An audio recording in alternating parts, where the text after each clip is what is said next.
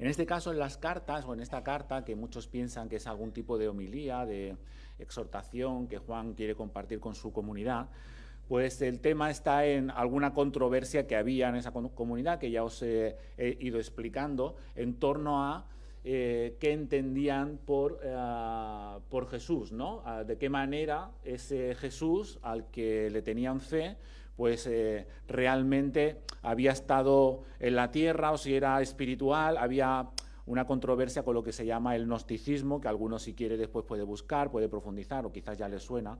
Y como digo, yo no quisiera entrar tanto, ¿no?, en el gnosticismo del siglo segundo y cómo esto afecta a la Iglesia y al diálogo, aunque eso está en el sustrato de esta carta, porque era un problema que ellos tenían en ese momento, ¿verdad? Y nosotros tenemos que enfrentar los nuestros propios y nuestros propios retos. Lo que sí que es interesante las argumentaciones, en este caso de Juan, para poder hacerlas nuestras y poder también reenfocar, repensar nuestra vida también comunitaria, aprovechando esas enseñanzas, ¿no? Y la verdad es que dentro de ese texto, que es muy interesante, que nos ha leído Carlos, yo creo que casi podríamos hacer 3 y 4 predicaciones completamente diferentes en torno a ese texto, ¿vale? Dependiendo de los versículos que quisiéramos profundizar. Suele pasar en estas cuestiones.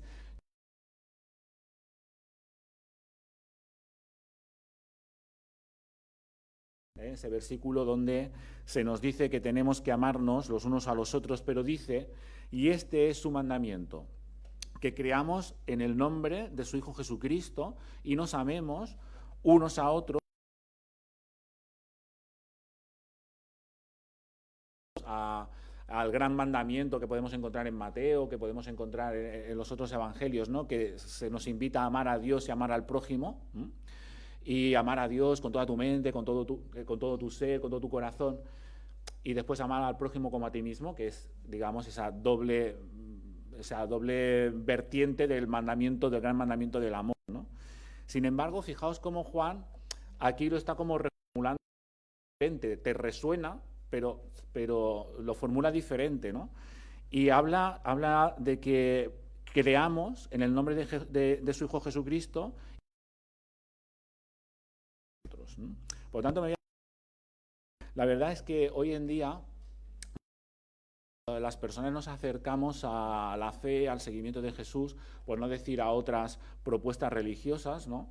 Pues muchas veces escuchan la frase de que lo importante es encontrarse con uno mismo, ¿no? Es tener fe en Dios y encontrarte con uno mismo. A veces reducimos, que no te digo que a veces no esté bien, ¿no?, simplificar las cosas, pero a veces reducimos quizás en exceso el contenido y el significado de seguir a Jesús, ¿no?, y la vivencia de la vida cristiana.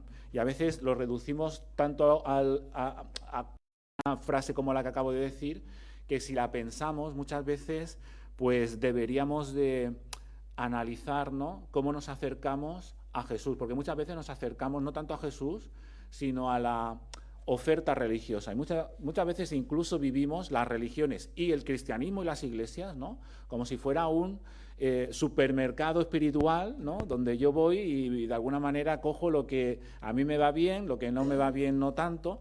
Y cuidado, me conocéis y muchas veces lo he hablado, es muy importante tener espíritu crítico, y sobre todo cuando te acercas a la fe y el buscar a Dios nunca tiene que anular la razón, ni tenemos que analizar muy bien, ¿no?, las propuestas que se nos hacen. Pero a donde yo voy es que muchas veces caemos en la individualización de la fe. Hacemos una fe un poco a nuestra medida. Ya no es ese espíritu crítico de saber discernir sobre el contenido de la fe de Jesús, del mensaje de Jesús, de cómo se propone la vida cristiana, sino un poco lo que a mí me va bien o lo que no me va bien. Y hay una diferencia entre una cosa y la otra. Y creo que muchas veces, en estos tiempos donde las religiones tradicionales y las propuestas tradicionales han perdido un poco el peso que tenían, y a veces me da la sensación que bien perdido está, quizás lo han perdido y sus méritos han hecho para perder la credibilidad también, o hemos hecho para perder esa credibilidad, pero también tenemos que tener cuidado con qué lo sustituimos o qué propuesta podemos poner al lado de todo eso, ¿no? Porque la fe, dependiendo de cómo la definamos, podemos a la fe en Jesús, y ahora me centro ya no tanto en la religión, sino en nuestra creencia, ¿verdad? Pues dependiendo de cómo la definamos, podemos hacer unas cosas o podemos llegar a hacer otras, ¿no? Y a veces hemos reflexionado de esto en las predicaciones, ¿no?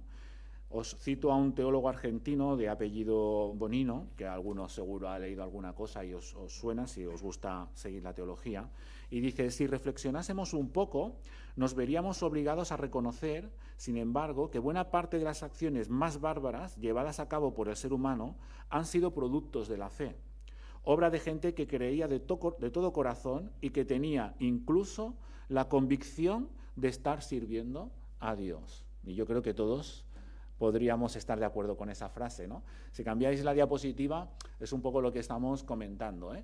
A veces uno se puede hacer una fe a medida, podemos hacer esa frase con la que comienza el versículo 23, ¿no? Que creamos en el nombre de su Hijo Jesucristo, pero ese creer nos lo hacemos un poco a nuestra medida, a nuestra consideración, y tenemos que tener cuidado porque, como decía este teólogo, aunque yo creo que el sentido todos nos lleva a entenderlo de la misma manera, pues con la fe y en nombre de la fe, creyendo a Dios, creyendo ser fieles a lo que Él nos llama, acabamos generando mucho mal. Por no decir, a nivel histórico, guerra.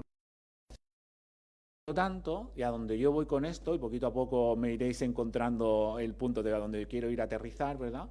Dependiendo de lo que tengamos y de lo que consideremos y de lo que hayamos trabajado como esa fe en Jesucristo, pues seguramente después también la segunda parte del versículo va a tener un significado, va a tener otro, ¿verdad? Porque depende de cómo dotemos de contenido eso de creer en el nombre del Hijo de Jesucristo, pues entonces traduciremos después la parte práctica que dice Juan de que nos amemos los unos a los otros. Porque igual que con la fe se ha arrasado vidas de muchas personas, a veces creyendo amar, y yo creo que esto también es una cosa que todos hemos experimentado a muchos niveles en la vida, ¿verdad? No solamente en la vida cristiana, creyendo amar, podemos acabar pasando el rodillo a una persona, haciéndole mal, ¿no?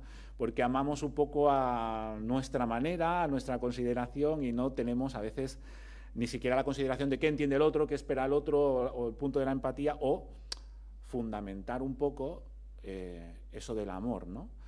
Porque igual que os hablaba de la fe, y la fe aquí está conectada con el amor, pues igual que muchas veces, depende del contenido de la fe, podemos salir por una cosa o por otra, con el contenido del amor, pues 3/4 partes de lo mismo, ¿verdad? Porque el amor hoy en día, no me atrevería a preguntar, lo pregunto de manera retórica, ¿no? ¿Qué entendéis vosotros por amor? ¿Qué entienden vuestros compañeros de trabajo por amor? ¿Qué entienden vuestros vecinos por amor? Si vais al cine, por poner un ejemplo, ya que recoge muchas veces las tendencias sociales, ¿verdad? ¿Qué conceptos de amor vemos en el cine, ¿no? Sí, muchas veces podemos reducirlo todo a sexo y esa parte todo el mundo la ve muy rápida, ¿vale? Perfecto. Pero aparte de eso, ¿qué otros conceptos muchas veces se pueden ver del amor reflejado en las series o en películas, ¿no? Como digo, en nuestras propias relaciones, ¿no?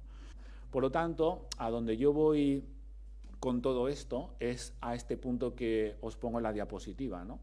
Primera de Juan, en general, y en este caso en concreto, en esta parte del texto, subordina el amor a la fe en Jesucristo, ¿eh? O sea, todo lo que va a hablar del amor, de que nos amemos los unos a los otros, y que después incluso va a afinar más, y va a decir, comenzando primeramente por los de la fe, ¿no? Entonces, esa parte del amor, Juan la está vinculando con lo que se entiende por Jesús, ¿no? Con esto de la fe en Jesús. Como digo, tiene mucho sentido en su argumentación porque ¿qué se entiende por Jesús? Era el debate de la comunidad de Juan, ¿eh? O sea, ¿en qué Jesús creían? ¿En un Jesús que se había encarnado o en un Jesús meramente espiritual? Pensad que el gnosticismo, y no quiero entrar, como digo, mucho en esta cuestión histórica, pero el gnosticismo hacía una propuesta donde muchas veces se desencarnaba Jesús, considerando muchas veces lo material como algo pecaminoso o que nos llevaba al mal. Entonces, pero en definitiva, al final, nosotros lo podemos traer también a nuestra propia realidad, ¿no? Es decir, muchas veces, dependiendo lo que creamos de Jesús, de cómo nos acerquemos a Jesús, de cómo lo interpretemos, de cómo lo hagamos nuestro, de cómo asumamos, ¿no?, su propuesta, pues así vamos a proyectar nuestro seguimiento. Y si antes he hablado de individualización de la fe, que nos proyecta hacia al individualismo en la vida, por hablar de un ismo, porque podríamos hablar del egoísmo, ¿verdad?, o el hedonismo, que también está muy en boga a día de hoy, ¿verdad? Y todos estos ismos, que vosotros os invito a que consideréis también vosotros mismos, matizan muchas veces nuestro contenido, nuestro entendimiento de nuestra fe. El contenido de fe es importante, ¿no? Quisiera pasar a la siguiente diapositiva, porque si esto que estoy diciendo es así, si esta es la tesis que más o menos podíamos resumir en la carta de Juan, en ese caso, entonces, la fe, considerar qué es la fe y cuál es el contenido de nuestra fe, es vital. Es vital. Claro, esto como frase y como reflexión podría ser inacabable, ¿verdad? Es de hecho el contenido de toda la vida cristiana, ¿no? Ir pensando y reflexionando y construyendo esa creencia de fe en Jesús. Pero en definitiva, lo primero es que la fe nos remita a Jesús, ¿no? La fe nos remita a Jesús. Y eso es algo que Juan dice, ¿eh? La fe en el Hijo de Dios, ¿eh? La fe en Jesucristo. Porque la fe no es lo que yo creo, lo que yo pienso, lo que yo siento, que todo eso puede estar muy bien y tiene su lugar, pero la fe remite a Jesucristo, es decir, nosotros seguimos a Jesucristo y esta es nuestra gran afirmación de fe. Por lo tanto, el encuentro con Él es absolutamente vital. Pero es que lo principal de ser creyente es que seguimos a Jesús y nuestra fe está puesta en Él. Eso en sí mismo ya podría dar mucho de sí. Y yo os invito a que dediquéis tiempo a reflexionar en estas cuestiones, en esta frase tan sencilla que se encuentra en esta carta que hoy meditamos. Estaría muy bien cogerla y durante la semana irla poniendo, irle dando vueltas cada uno a su cabeza, a ver qué más cosas le pueden venir, ¿no?, a partir de esta frase. Porque si la fe está en Jesucristo, entonces no está en ninguna otra persona, ni en ningún otro gurú, ni en ninguno, y todo esto se deriva, ¿no?, de una manera sencilla aquí. Si la fe en Jesucristo, entonces el seguimiento de Jesús también es mi responsabilidad, ¿no? Tendré que conocer a ese Jesús y ya no solo experimentarlo como Salvador, sino también como Maestro, que me enseña y que de alguna manera me nutre y me dota de una nueva cosmovisión a la hora de vivir. De hecho, muchas veces en nuestra comunidad lo explicamos con la propuesta del reino, ¿no?, que en definitiva cuando vas en vez de a Juan a los sinópticos, pues se habla mucho del concepto del reino, ¿no? Esa propuesta de vida que Jesús traía en nombre de Dios y que en definitiva Juan dirá en su lenguaje que es la vida abundante. Entonces todos debemos de rascar a ver en qué consiste esa vida abundante, ¿no? En qué consiste esa relación con Jesús, en qué consiste ese seguimiento de Jesús.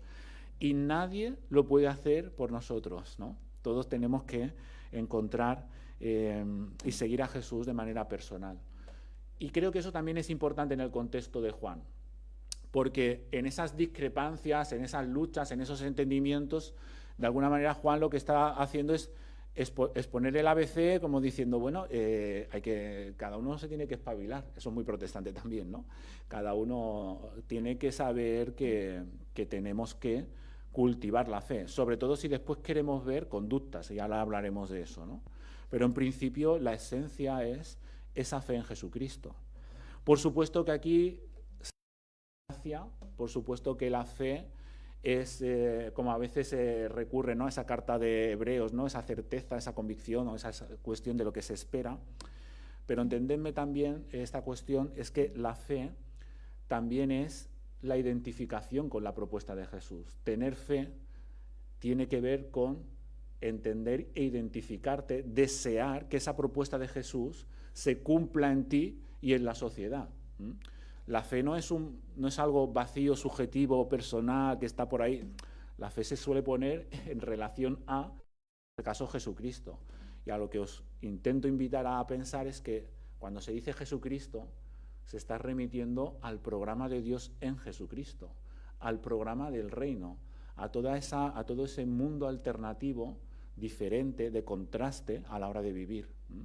Entonces aquí en la pantalla, claro, solo me caben muy poquitas cosas y ahora yo os quería invitar a que vosotros dotarais de contenido lo que estoy diciendo.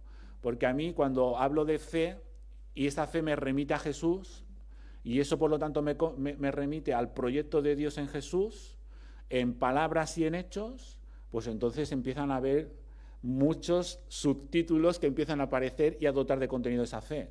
La gracia, por supuesto, no hay gracia en Jesús, no es la propuesta de gracia de Dios en mayúsculas la que vemos en Jesucristo. Por lo tanto, la fe tiene que ver con la gracia.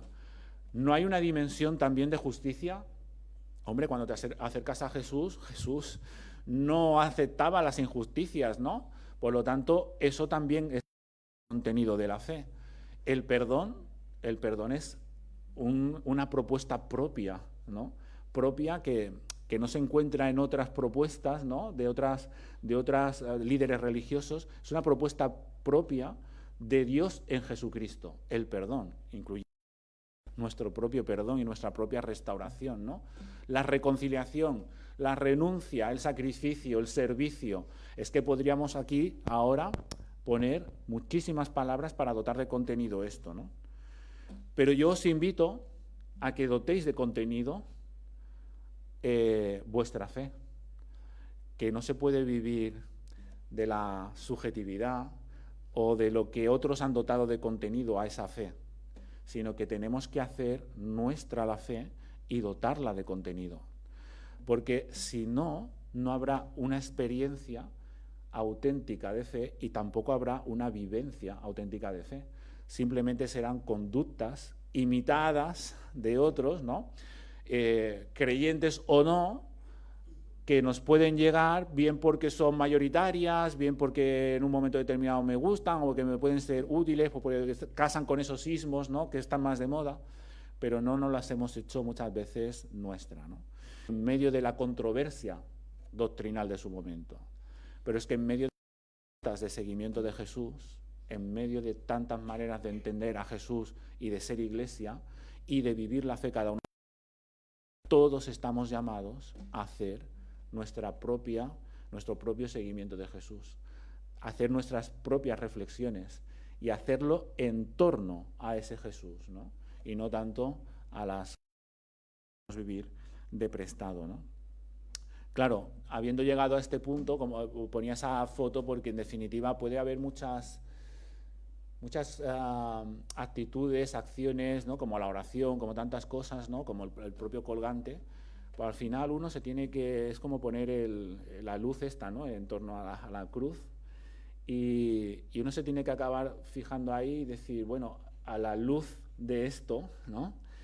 esta cruz deja de ser un colgante que mucha gente utiliza, o un rosario, o cualquier otra manera para orar, tradiciones, o lo que tú quieras, ¿no?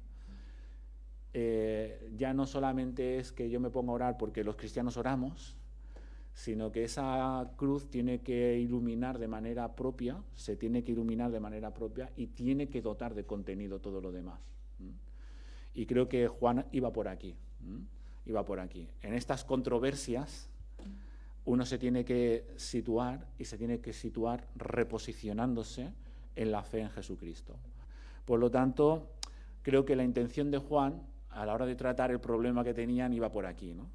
Y una vez creo que más o menos eso se nos pone en claro, entonces, y podríamos pasar a la siguiente diapositiva, entonces podríamos hacer referencia al amor a los demás, ¿no? Es entonces cuando podríamos, como en la propia lógica del discurso de Juan, decir, bueno, pues entonces quien ama a Dios, ame también a su hermano, y nosotros manifestamos nuestro amor haciendo bien a todos los hombres, especialmente a los de la familia de la fe.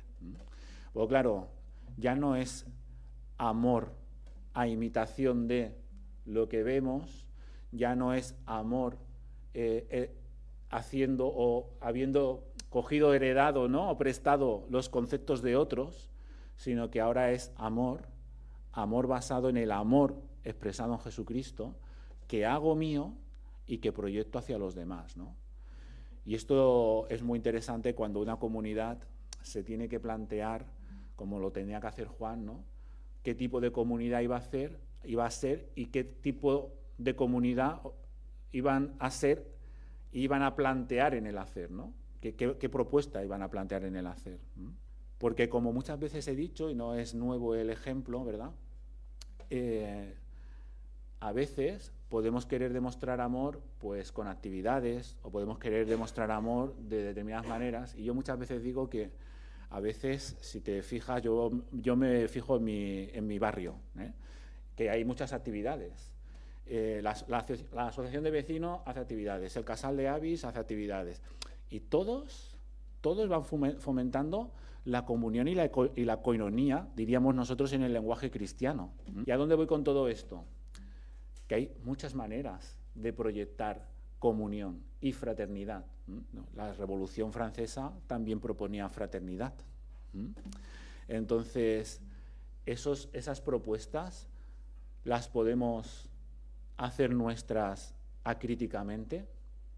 Son propuestas de amor, cercanía, fraternidad, compañerismo que podemos hacer nuestras como Iglesia, o la deberíamos de cribar por lo de la fe en Jesucristo y empezar a pensar que quizá el amor que proponía Dios en Jesús era otra cosa, algo más que todo eso, donde las personas eran el centro, donde el centro era ese ser humano y su bienestar, donde intencionalmente se trabajaba por dar vida y ayudar en las vidas de las personas.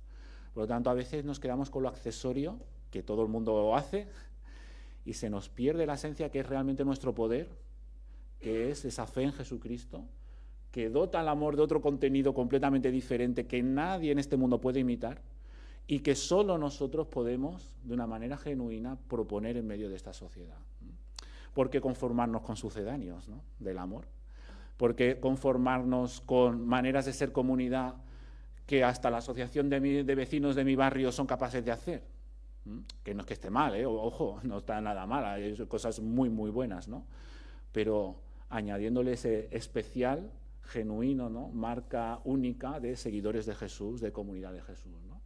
Quería aportar esta frase de John Wesley, ya que nosotros somos una comunidad protestante de tradición también metodista, ¿no?, en nuestro pasado y también en nuestro presente, siempre va quedando cosas, ¿no? Y decía Wesley que el Evangelio de Cristo no conoce otra clase de religión, sino una religión social, no otra santidad, sino social. La fe que trabaja por el amor es la anchura, la longitud, la profundidad y la altura de la perfección cristiana. Y eso evidentemente evoca ese pasaje del amor en Romanos, ¿verdad? Y John Wesley fue o es uno de los grandes exponentes del metodismo que buscaba la vida de santidad, la vida de piedad, la vida de pureza, que también lo quería conectar con la reflexión del domingo pasado, ¿verdad? Y que al mismo tiempo buscaba ayudar en su sociedad, en la Inglaterra de la época, con los problemas que aquellas personas tenían, ¿no? Y al final decía, bueno, seguir a Jesús, ¿no? Si lo que marca realmente tu madurez como creyente, pues es la manera que llegas a proyectar socialmente, es decir, en nuestras relaciones, ¿no?, ese amor de Jesucristo. Y eso es lo que realmente marca la profundidad, la anchura, la longitud. No cuánto tiempo llevamos en una iglesia, cuántos estudios bíblicos llevo, todas esas cosas pueden ayudar, pero lo que marca es qué capacidad no has tenido de entender y hacer tuyo el amor de Dios y proyectarlo a las personas que te rodean. Igual que una comunidad, ¿no? No tanto como nosotros, que somos una comunidad bien antigua y está súper bien, pero al final es la longitud, la anchura, la profundidad, no es los siglos que lleva el mundo, sino cómo proyectas el amor de Dios, tanto para ti como para las personas que te rodean, ¿no? Por lo tanto, espero que os haya hecho reflexionar. Ya sabéis que muchas veces mis predicaciones van un poco en esta línea de unas cosas para que después todos podamos ir haciendo nuestro ese texto. Y personalmente invitaros a vivir una fe madura, una fe adulta, una fe que no puedo obviar la reflexión personal, el hacer nuestra la fe que sostenemos.